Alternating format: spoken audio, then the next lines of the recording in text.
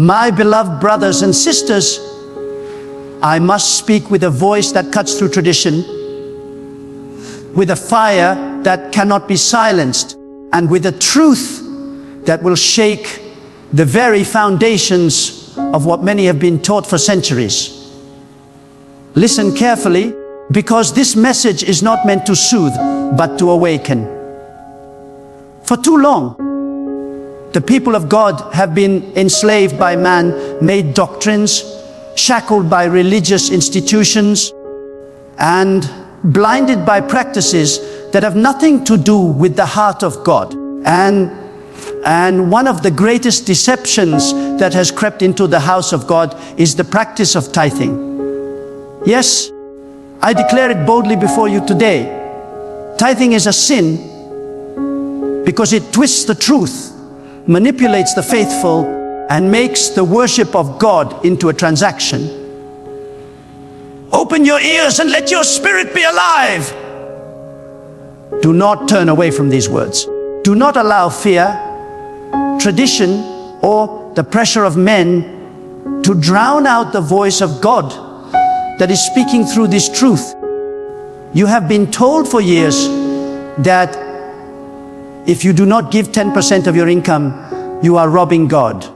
You have been threatened with curses, with financial ruin, with the loss of blessings. You have been made to believe that your worth before God depends on the amount you place in an envelope. But I ask you, my friends, can the Almighty God, who created the heavens and the earth, who feeds the birds of the air and clothes the lilies of the field, be reduced to a God who demands a percentage? Can the Eternal One, who owns all things, be bribed by your coins? To believe this is to diminish God, to bring Him down to the level of greedy men who twist His name for profit. Do you not see? The moment you treat God as if He were a merchant trading blessings for money, you have fallen into sin. The moment you give out of fear rather than from the purity of your heart, you have entered into bondage.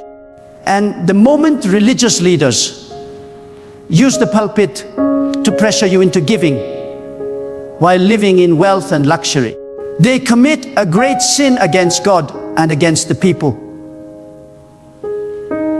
Tithing has become a system of control, not of love. It has become a weapon to rob the poor rather than a fountain of generosity that flows freely from the heart. The truth, my friends, is this: God never asked for your percentage. God asked for your life. God never said, give me 10% and keep the 90 for yourself. No. God said, Al is mine, you are mine, your life, your breath, your possessions, your soul, all belongs to me. When you live with that understanding, you realize that putting a limit, a calculation, a formula on your giving is an insult to the greatness of God. It is sin because it places human mathematics on divine relationship. It is sin because it cages the freedom of the spirit under the weight of legalistic tradition. Let me speak with plainness. When a man gives because he is threatened, his giving is corrupted. When a woman offers money because she was told God will curse her otherwise, her offering is not holy. It is tainted by fear.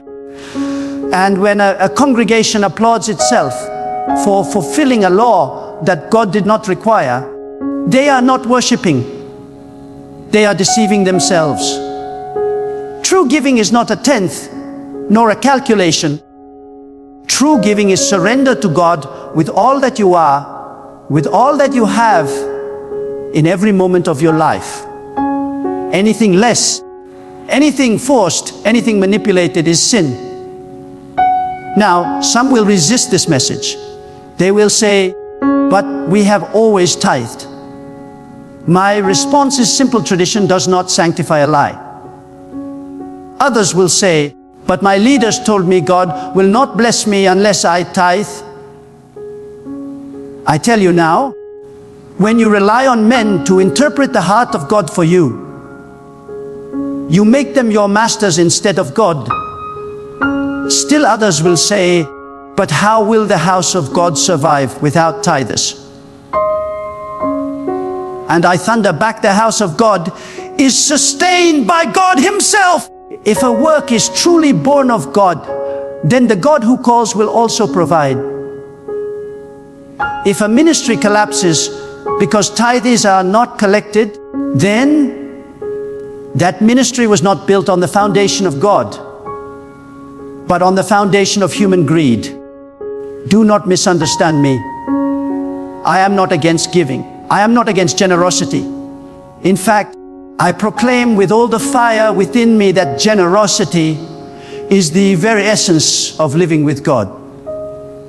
But generosity must be pure, not polluted by threats. Giving must be from love, not from fear. Offerings must rise from joy, not from guilt. God loves a cheerful giver, not a fearful one. And when you give cheerfully, when you give freely, when you give without calculation, you are no longer bound by sin. You are free in God. My friends, tithing is a sin because it is used as a replacement for true devotion. People believe they can live however they please, commit whatever sins they desire, and then wash their conscience by giving 10%. But God cannot be bought. God cannot be bribed. God is not mocked. You cannot live in darkness and then think your tithe will open the gates of blessing. No. God demands your heart. God demands your obedience. God demands your holiness. And when you give your life fully to God, your giving will not be a percentage. It will be unlimited. You will give your time, your energy, your compassion, your love, your resources, your everything, because you will understand that all of it already belongs to God. Do you see the deception? Religious leaders have turned God's people into spiritual accountants. Instead of teaching surrender, they teach calculation. Instead of calling you to holiness, they call you to percentages. Instead of leading you into the depths of God, they trap you in the shallow waters of financial obligation. And so entire congregations live in bondage, thinking they are pleasing God by handing over a portion, when in reality, their hearts remain untouched. That, my friends, is sin. That is the greatest tragedy. When God sees you, He does not measure your worth by the amount in your pocket. He does not look at your tithe slip or your bank statement. He looks at your heart. He looks at your surrender. He looks at whether you are living for Him in truth. God is not impressed by numbers. God is impressed by obedience. And obedience is not measured in 10%. Obedience is measured in whether you are willing to say, God, all that I am and all that I have is yours. My beloved, listen carefully, for I speak with urgency, as one who carries a burden too heavy to remain silent. There are truths that comfort, and there are truths that cut. What I speak now is the latter. It will cut through the lies. It will pierce through the deception, and it will strike down the falsehood that has enslaved many. When you hear this, do not resist it, for it is the voice of awakening. Tithing has become one of the greatest stumbling blocks in the life of those who claim to walk with God, because it has shifted the focus from devotion to transaction, from surrender to calculation, from worship to business. And anything that shifts the heart away from God is sin. God is not a banker keeping ledgers of your wealth. God is not a merchant standing at the door of heaven, waiting for your payment before he releases his blessings. God is not bound to your coins, your notes, or your percentages. To think so is to reduce the Almighty to the level of men. It is an insult to the infinite, a corruption of the holy, a mockery of the one who gives without limit and sustains without condition.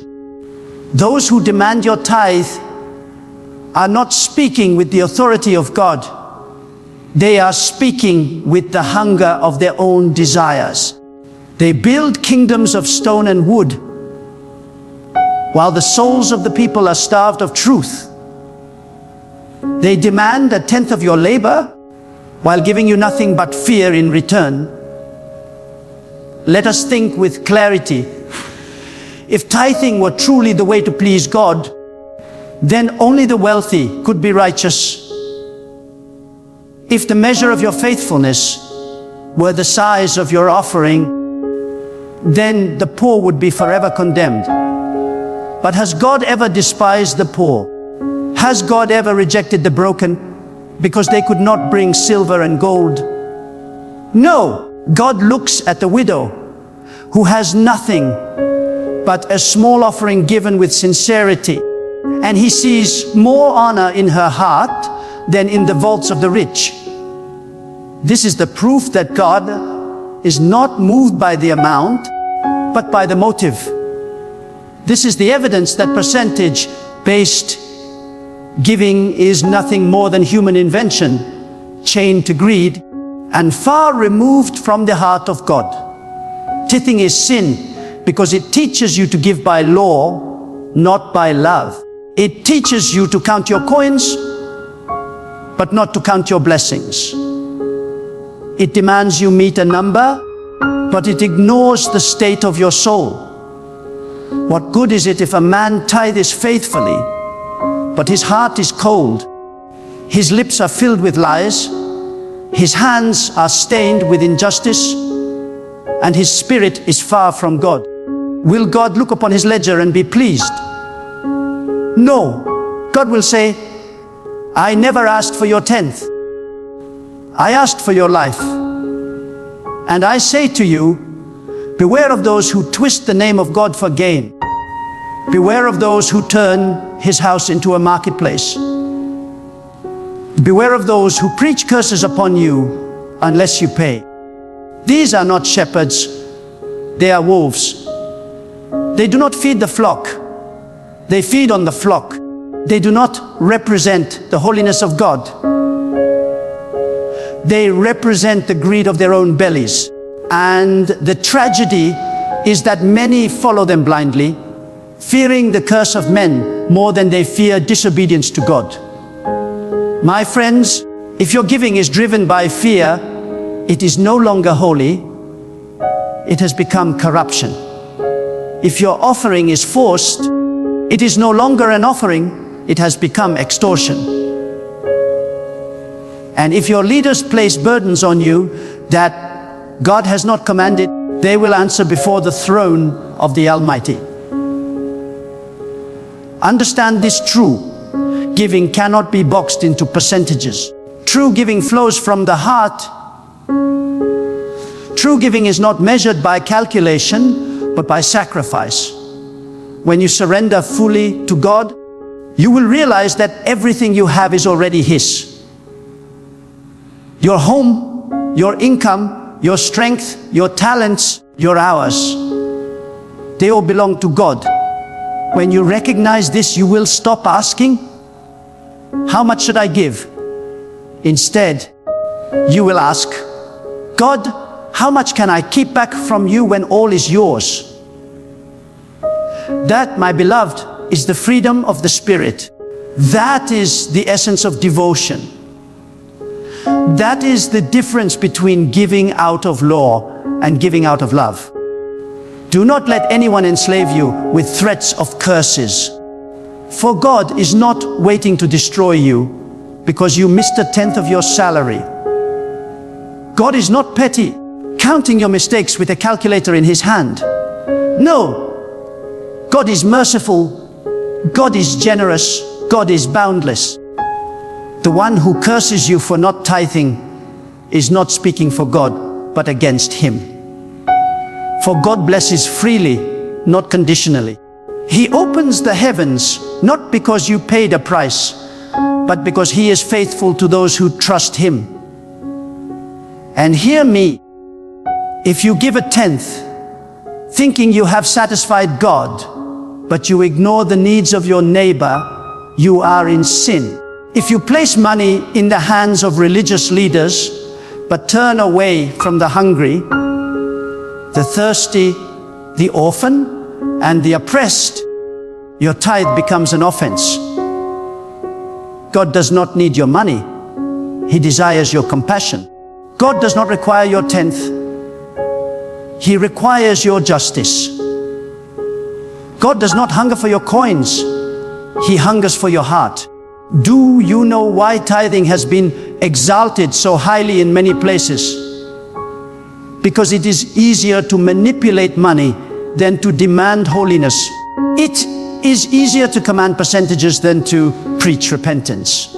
It is easier to build buildings than to build souls. And so men have chosen the path of convenience, enslaving the people to law while ignoring the call to purity. But I declare to you today, God is not mocked. God will tear down every system that elevates money above truth. God will strip the masks from those who exploit his name. And God will raise up a people who will serve him with undivided hearts, unshackled from tradition, free to love, free to give, free to live wholly for him. So, my beloved, break free from the chains of this deception. Do not let your relationship with God be reduced to mathematics. Do not measure your faith by the size of your envelope. Do not think your standing before God can be bought or sold. Give to God with freedom, give with joy, give with compassion, give with the knowledge that everything belongs to him already. And when you live like this, you will see a life overflowing with peace, because you will no longer live under the burden of obligation, but under the freedom of devotion. My beloved, lean in and listen closely, for the truth I speak is not a whisper, but a thunder that shakes the very ground of falsehood. There are times when a preacher must comfort, but there are also times when a preacher must confront. Today is a day of confrontation with a lie that has walked too long among the people of God. This lie has wrapped itself in garments of holiness. It has stood in pulpits.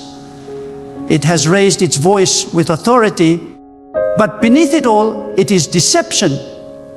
And I say it without fear. Tithing, as it is preached and practiced today, is a sin because it corrupts the purity of devotion and entangles the heart of worship with the chains of money. God is not a collector of fees.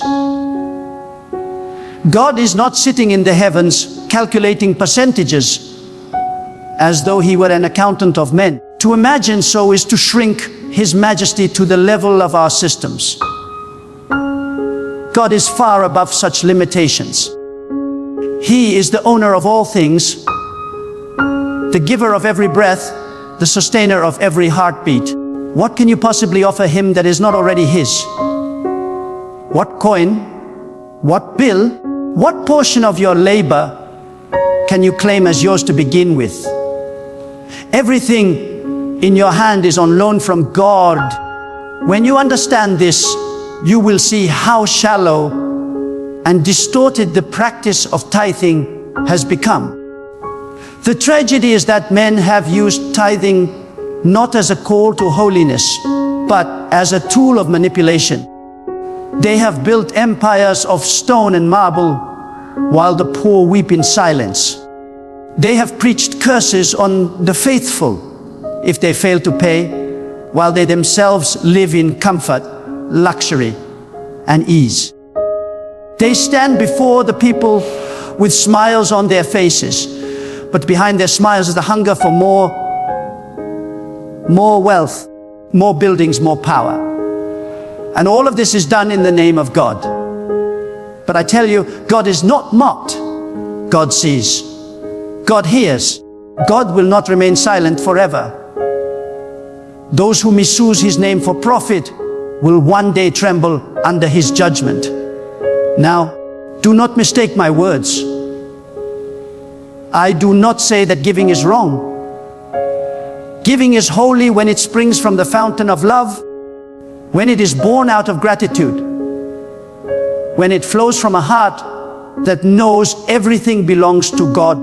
But when giving is chained to fear, when it is driven by guilt, when it is demanded as a condition for blessings, it ceases to be holy and becomes polluted. God does not delight in coerced offerings. God delights in free will. God delights in the soul that says, I will give not because I must, but because I love.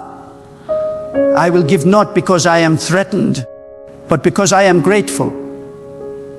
I will give not because I calculate, but because I surrender. And let us ask ourselves this: if a man gives 10% of his wealth faithfully, but withholds mercy from his neighbor, is he righteous? If a woman tithes every month, but harbors bitterness, envy, and deceit in her heart, does God receive her offering? No! For God does not measure devotion in numbers. He measures devotion in purity. God does not look at the portion of your money. He looks at the condition of your soul. The greatest offering you can give is not a tenth of your labor. It is the entirety of your life. The sin of tithing lies not only in its practice, but in its effect. It has created generations of believers who measure their relationship with God by their wallets instead of their hearts. It has silenced the call to holiness with the noise of financial obligation. It has turned the house of God into a marketplace where blessings are bought and sold. My friends, when you see religion reduced to transactions, know that you are no longer standing in the truth of God, but in the system of men. And here is another truth. God does not need your money to accomplish his purposes. If God desires a work to be done, he will provide the resources, whether through the hearts of willing servants or by his own unseen hand.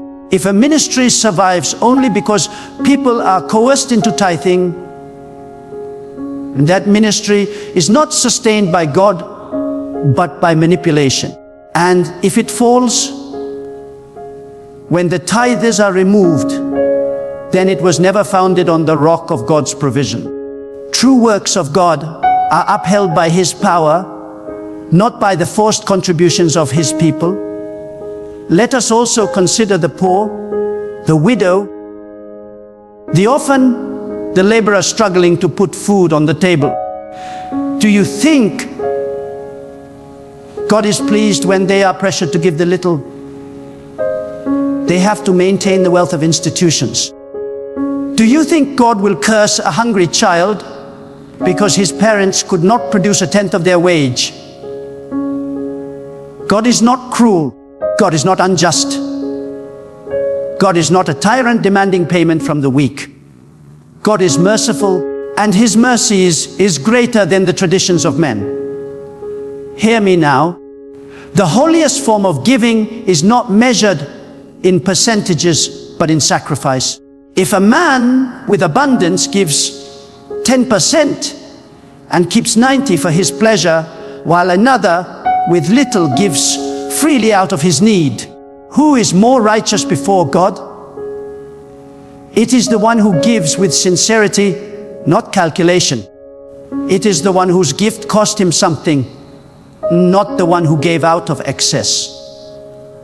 God sees not the amount, but the weight of the sacrifice. And often, the smallest gift in the eyes of men is the greatest treasure in the eyes of God. Therefore, do not be deceived. Do not measure your faithfulness by the ledger of percentages. Measure it by the depth of your surrender. Measure it by the purity of your heart. Measure it by the love you show to those in need, the justice you uphold in your dealings, the humility with which you walk before God. That is the true idea. God requires not your money, but your life. My beloved, open your heart, for I speak not with the authority of men, but with the weight of truth that flows from the reality of God. Too long have chains of tradition been mistaken for the voice of God. Too long have the faithful been trapped in systems that God never commanded. And the strongest of these chains is tithing, a practice that has been exalted above obedience, elevated above mercy, and substituted for true devotion. But I tell you now with unshakable conviction, this is not the way of God.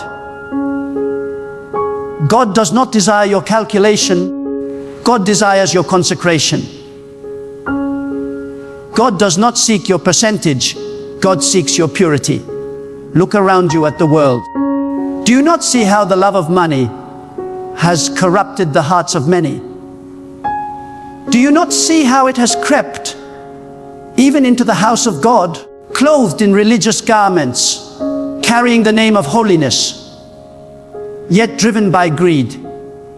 When money becomes the center, God is pushed aside. When men preach more about giving than about righteousness, the altar has been defiled. Tithing, as it is taught today, feeds this corruption because it conditions the mind to think that blessings are bought, that curses are avoided by payments, that God can be managed like a creditor. This is an offense to the holiness of God. God cannot be bought. God cannot be bribed. God is not swayed by numbers written on envelopes. God looks deeper. He looks at your thoughts, your intentions, your actions, your very soul. If your money is laid on the altar, but your heart is absent, God rejects it. If you give 10%, but your life is filled with deceit, God despises it. If you pay faithfully yet ignore the cry of the oppressed, your offering rises as smoke, but not as worship. It rises as judgment. For what pleases God is not your tithe, but your truth, not your silver, but your sincerity. Hear this. When you treat God like a business partner, you dishonor Him. When you give to Him expecting a guaranteed return, you insult His greatness. When you hand over a percentage and believe that settles your obligation, you diminish His authority. God is not a merchant. God is the Creator, the Master, the Lord of all existence. He asks not for your fraction, but for your fullness. He asks not for your tenth, but for your total. Anything less is not worship. It is compromise.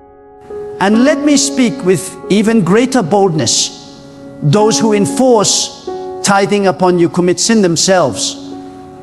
They claim to speak for God, but they speak their own hunger. They build towers of